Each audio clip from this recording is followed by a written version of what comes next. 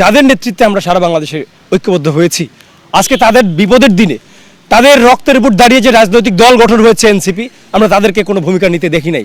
কালকে রাতের বেলায়ও রাজু ভাস্কর্যের পাদদেশে মুষ্টিমেয় কিছু ছেলে বৈষম্য বিরোধী ছাত্র আন্দোলনকে যারা এখন পর্যন্ত বাহন করে তারাই শুধুমাত্র রাজপথে দাঁড়িয়েছে।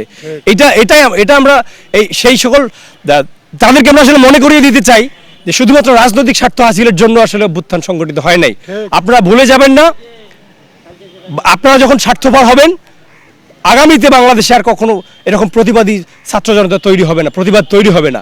ওই আমাদের সেই সহযোদ্ধা বোঝাতে চেয়েছে যে অভ্যুত্থানের সময় এই অঞ্চলের মানুষ কি ভূমিকা রেখেছে, সেই ভূমিকার কথা স্মরণ করিয়ে দিয়ে সে বলতে চেয়েছে যে আমরা অভ্যুত্থানের সেই অংশীদার, আমাদেরকে অন্যায়ভাবে আপনারা গ্রেফতার করতে পারেন না। আপনারা জেনে থাকবেন তারাগঞ্জে আমাদের দুইজন সহযোদ্ধা বৈষম্য বিরোধী ছাত্র আন্দোলনের, যাদেরকে অন্যায়ভাবে মামলা দেওয়া হয়েছে। ঢাকায় আমাদের এক সহযোদ্ধা বোনকে, ওর নামটা এক্স্যাক্টলি এই মুহূর্তে আমার মনে পড়ছে, সুরভিকে গ্রেফতার করা হয়েছে। বগুড়া একজনকে 31 দিন জেল খাটা হয়েছে। রংপুরে বদরগঞ্জে আমাদের একজন সহযোদ্ধা প্রায় 1 মাস জেল খেটেছে। অভিযোগ এবং দাবি তাদের বিপ্লবী চেতনা।